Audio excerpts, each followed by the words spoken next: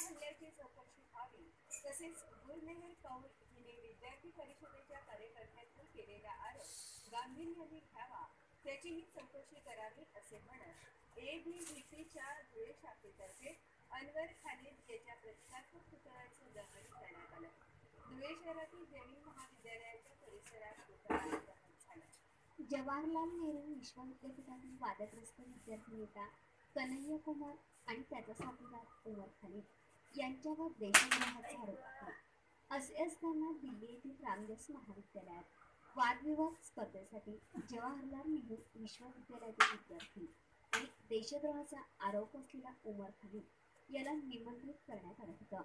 त्यामुळे विद्यार्थी परिषदेच्या कार्यकर्त्यांनी खालिद याला विरोध करीत रामदास महाविद्यालयात निदर्शने केली. पण त्याचवेळी खालिदच्या समर्थकांनी विद्यार्थी परिषदेच्या कार्यकर्त्यांवर हल्ला चढवला. त्यानंतर काश्मीर स्वातंत्र्याची मागणी करीत घोषणाबाजी भारतीय सैन्य दलाबद्दल खालिदने यापूर्वी संतापजनक विधाने केली आहेत.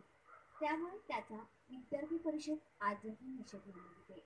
याच लोकांच्या प्रभावाखाली येऊन गुरुमेहर कौर या तरुणीने विद्यार्थी परिषदेच्या कार्यकर्त्यांवर गंभीर आरोप केले आहेत. तिच्या आरोपींचीही निपक्षपातीपणे चौकशी व्हावी.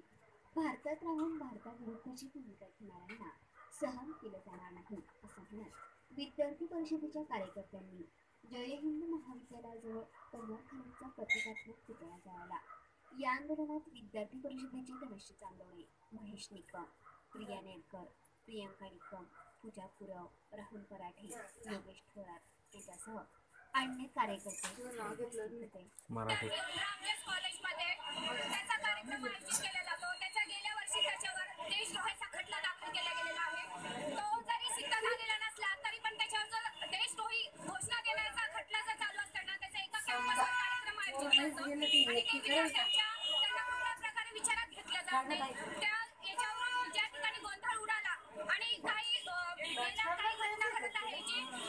विद्यार्थी परिषद आहे त्यांच्यावर केरळमध्ये